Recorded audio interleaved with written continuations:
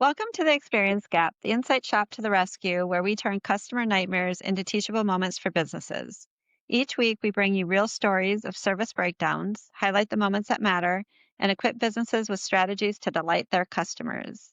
I'm Kate Complin, the owner of the Insight Shop. I created this podcast to give customers a voice, to share their stories and frustrations, in hopes that companies would take notice, listen, and take action as customers are your most important asset. Joining me today is Jessie Schwartz, the president of Strategic Packaging Partners. She runs a team of experts who manufacturers look for and solve packaging problems that are costing them money across the board, from sourcing to operations, quality to logistics. Jessie, it's great to have you on my podcast. Thank you for having me. I'm So, excited to be Jesse, again. can you tell me about your experience using public transit in Paris? What fell short? What happened? And how did that impact you? Yeah, absolutely. We took our family to Europe, did a little road trip. The first place we landed was Paris. We were going to take the train from the airport to downtown. I was proactive. When we landed, um, I opened my transit app and I purchased 5 tickets Hmm? to the tune of, I think they were 50 some dollars a piece. I'm going to be ready because we have 4 kids. My husband had his own ticket. I purchased 5 more, so there's 6 of us total. This shouldn't be hard. We Nope. use public transit all the time. We arrive and we get to the train area, and, we only travel on carry-ons. We don't have a ton of luggage. Mhm. That's like a pro tip. Just take carry-ons, so at least, we had that going for us. We get to the station, and my husband goes through, and I scan for one of my kids. They go through, and then I scan for my next kid, and I get the big red X. What is going on? We can't get through. There's No. a guy working there, and he informs me that I need a separate account for every single person. So I have one app, but I need to create many accounts, one for each person. So it's not like buy, if you Mhm. had purchased, because you can buy the paper tickets too, Mhm. right? So that's what I'm used to doing. I usually buy the paper ones, but the app, whatever, digital, let's do this. So I'm already kind of used to buying multiple passes, but then getting the little rectangular tickets that go into the machine. Okay. And so I said, okay, well, can you help me like transfer these? Can you help me get these into a paper form? What can we do? Nope, you can't do anything. You must create separate accounts for everybody and then buy more tickets. So that was a terrible experience. At the end of all of that, I think it would have been cheaper for us just to Uber. Okay. Yep. But anyway, so I was told if you want to get your money back, you got to go to this one station over there. They don't usually do refunds, but you could talk to them. Okay. That's How'd that insane. go? I couldn't do it, right? Because we were on a timeline. I couldn't go take Mhm. the rest of my day to try to get a refund of these tickets. How much did that end up costing you? Um, extra about it was about $200. Wow. And did you miss your train? We didn't miss the train because I just kept going, and they have So, regular ones, it's like the city transit. how did you resolve the issue? So, did you create Oh, multiple different accounts or did you get it through the kiosk, the tickets? so I had to create the multiple accounts. I don't know if they do paper tickets anymore. They did the last time I was there a couple years Mhm. ago. And then there's a difference between loading train tickets and bus tickets, so you have to know, like, what type of transit you're going to take. Um, so we ended up with, in total, like, a lot of extra a lot of extra, money trapped on these cards that you can't get back. Right. Um, and so it's a bit of a learning curve, but it also feels like something that should be super obvious, like, Mhm. um, you tap and go to sort of load money onto a card, tap and go, Mhm. versus, like, making all these individual choices, Right. um, Seems like a because lot the of people work. yeah, they get their money at the end of the day. So what I ended up doing is figuring out, because we never use the money, right? Right. Sometimes around refunds, it's a little tricky. If you use the product or if, they can't resell. In this Right. case, it was like a service I never rendered. Mm. So I ended up figuring out, I took my fee out of that train, and then I contested it with my credit card company.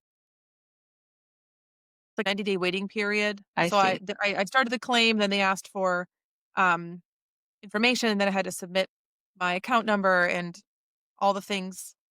like you were saying earlier, with the amount, and then I guess they have 90 days. So we didn't get back all that long ago. So I think we still have a couple months on that. What should have the experience look like for you? I just wish that, first of all, I like public transportation, and I think it needs to be supported. I think it needs to be easy to use because there's a lot of people that's the only choice they have. So let's make Right. it easy for everyone to use so we can keep these services going and profitable. So I would have much preferred, okay, you've got one pass, I've got it on my phone. I could put $200 on there. I could scan as many people as I wanted in my family through there. Maybe I would have to set my children up as profiles. Uh-huh. I'm sure there's some kind of security issue around one person standing there, right, scanning in 100 people. Right. But there should be a way where either notification, like if you're buying multiple tickets, there should be a little pop that says, only you can use this pass. Are you sure you want five? Uh-huh. And then I would have been like, "Oh gosh, I don't want 5." It's not hard. If you walk up to one of the kiosks, Mhm. you can buy for $2 your card, and then that's the card you load.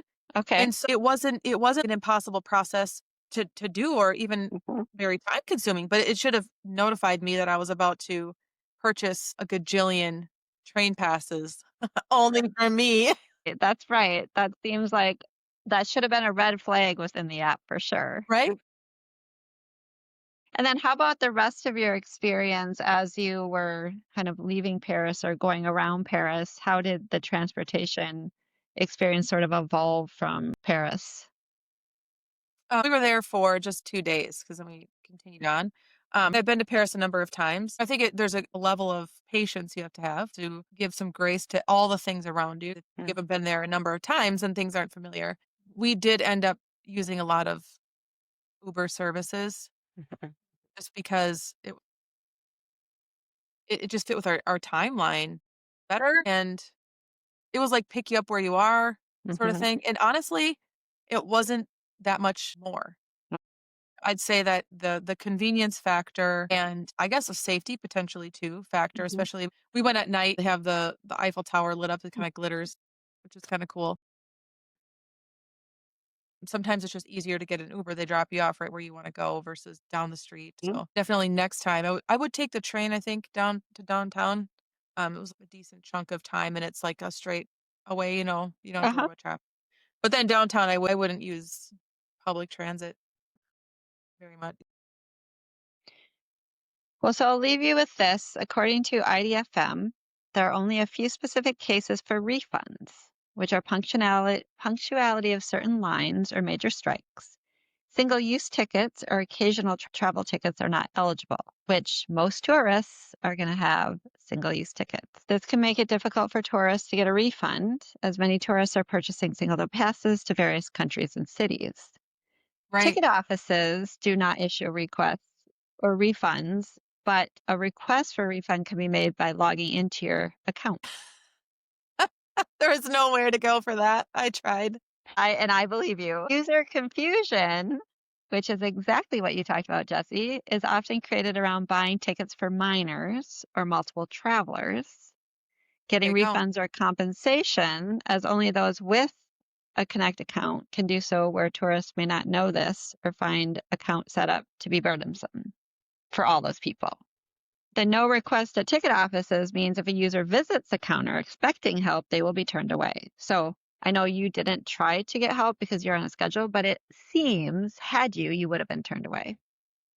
That's what the staff told me that I talked to. They just said they don't really do this. But and then they Yeah, said, "We bring your receipt, bring your transaction ID, bring the amount, bring all," and it's just like it's funny because you wonder what type of a line item on the revenue public Paris public transit has for, like, tourists who use the app wrong. There's yeah, gotta be a solid revenue stream.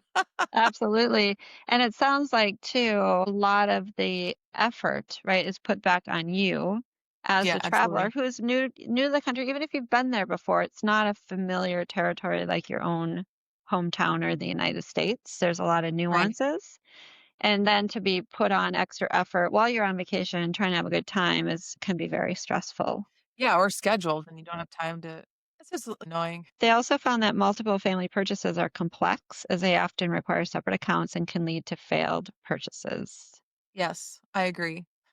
And then users also may not understand how much refund they are eligible for or why their request was rejected. So even if you do so in the app and you get a rejection, you don't always know why. Yeah. Refunds are only available for specific campaigns, which further complicate the reimbursement experience. Yeah, and you wonder too, like, if enough people contested with their credit card companies if something could change. Because one person complaining or one person going and being turned away, or even like Mhm.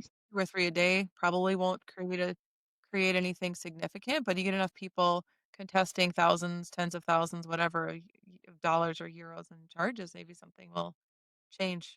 We can only hope so. So, trains, transportation, take notice, tourists are a valuable source of income. So, how can you make the buying, using, and refund experience better and easier?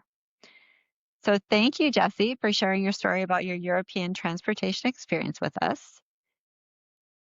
And thanks to our listeners for tuning into the Experience Gap, the Insight Shop to the rescue, helping businesses turn frustration into delight, one experience at a time.